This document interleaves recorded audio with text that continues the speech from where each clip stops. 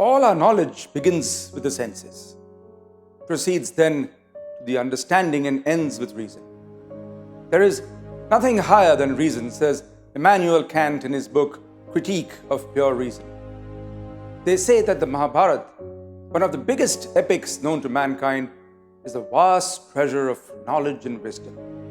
Beneath the omnipresent premise of all lies an infinite pool of teachings and lessons.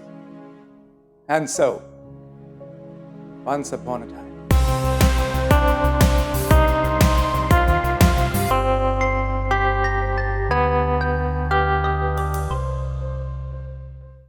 Dev was finally there, Kurukshetra, the ground where the great war of Mahabharata was fought. He wanted to make it his life's work to study and write about the epic. He also knew that it was not possible till he went to the spot where the greatest war took place. It was said in the text that 80% of the fighting male population of civilization was wiped out in the 18 days of the war. He stood on the ground, the sun overhead. It was hot, the wind hiding the far reaches of the ground with columns of dust. He looked around and wondered if the war really happened, if the ground beneath him had soaked all that blood, if the great Pandav and Krishna stood where he stood. You will never know the truth about that, said an aging, soft voice. Dev turned around to find an old man in saffron robes appearing out of a column of dust. He had a long white beard and eyes that could settle an indignant storm. I know you are here to find out about the Kurukshetra war, but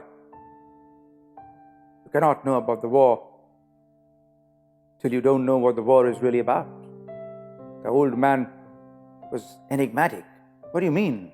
They instantly knew that he was in the presence of someone who knew more about the war than any living person, perhaps.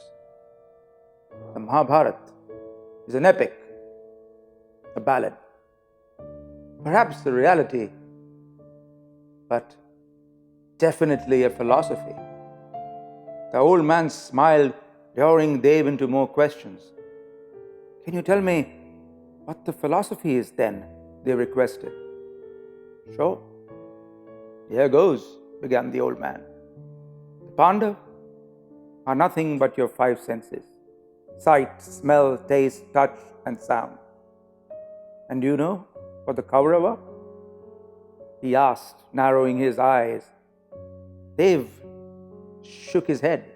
The Kaurava are the 100 vices that attack your senses every day. But you can fight them. And do you know how? Dev shook his head again. When Krishna rides your chariot. The old man smiled brighter and Dev gasped at the gem of insight. Krishna is your soul, your guiding light. And if you let your life in his hands, you have nothing to worry.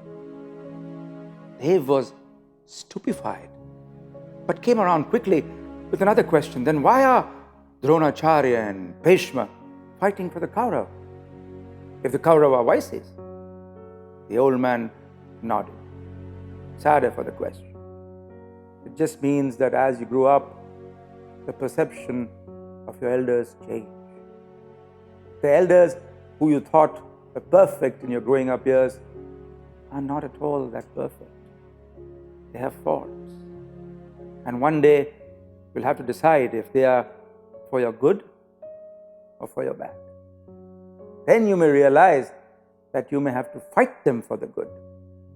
It's the hardest part of growing up. And that is why the Gita is so important. Dev sat down on the ground, not because he was tired, but because he could understand the enormity of what all had happened. What about Karna? He whispered. Ah, said the old man, you've saved the best for last. Karna is the brother to your senses. He is desire. He is a part of you, but stands with the vices. He feels wronged and makes excuses for being with the vices as your desire does all the time. Does your desire not give you excuses to embrace the vices? Dave nodded. He looked at the ground, consumed with a million thoughts, trying to put together everything. And then when he looked up, the old man was gone. He seemed to have just disappeared in the column of dust. Later, when he checked into the hotel, he saw a large painting of Ved Vyas narrating the Mahabharata to Lord Ganesh. And he could swear that the sage looked exactly like the old man who he had met in the dust.